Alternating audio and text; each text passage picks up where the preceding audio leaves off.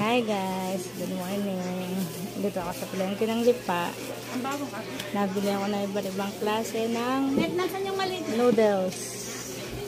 Ito si ate. Ate, pwede ka na i-post. Hello po, nakikibili po ako. Nag-YouTube po ako. Nag-YouTube ka? Oho, nagsisimula na po ako mag-YouTube. Mga murang bilihin po sa palengke. Okay, ito. Oho. Making Rosario, 40 pesos ang kilo. 10 piso lang po guys ang bibiling ko. So, 1/4. Yan. Salamat ate. Salamat po sa support.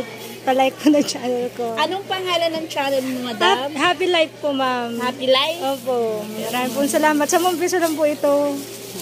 Tapos, Ito pong katabi. yan naman ay Gawang Garcia. Pwede rin po 10 piso lang din. Pwede, 1/4. Sige po. Salamat po.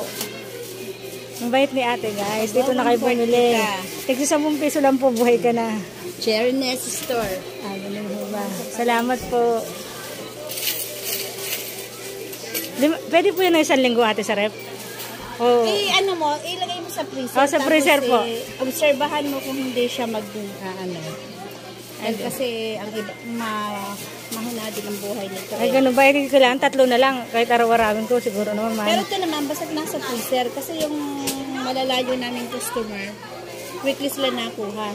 Nakalagay sa freezer. Ganun na Pero ba? mukha naman sigurong okay dahil puti eh. Sige po, ito na rin po ako.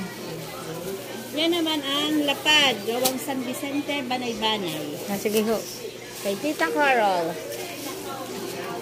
Tapos ito naman mukhang magkakatulad. Dito naman po ako sa medium. Ayan. Yan naman ang Pambatchoy. Gawang San Vicente din. Pambatchoy, Pampares, pwede din yan. Sasabawan. Lombi lang lahat ang ginagawa ko. Tapos ginagawa kong pansit sa mga yun ang huli akong bumili. Okay. Hindi ko po na-vlog. 10 piso lang po lahat ang binibili ko. Kasi ito pa po. Siguro tama na yung 4 pang 1 linggo. Tapos ito, magkano na po ngayon to? 20 pa rin po ba? 20 pesos. 20. Paggabi, mura na to eh. Dalawa na bibilin ko ate. Kasi inahati ko kasi ito pag ginigisa ko. Gusto mo dito kita pagbabalot. Nang ano po? Ng gulay. Pwede po. Parang hindi mo natin. Ano lang sila. 10 pesos din lang. Katumbas unong ano ko.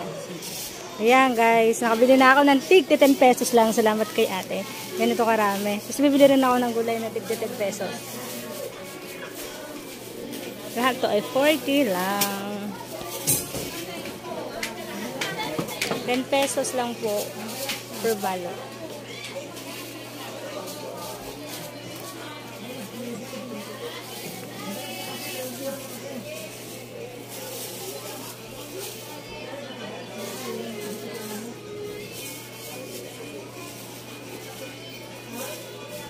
Yan, 10 piso.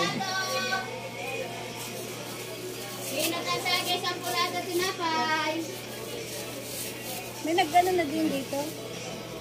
Nagbablog. Kaya ano naman din, tinitingnan ko nga sa ano niya, hindi pa niya na-upload. Daddy Well naman ang pangalan ng kanyang YouTube channel. Ang kanya naman ay handaan naman sa Batangas.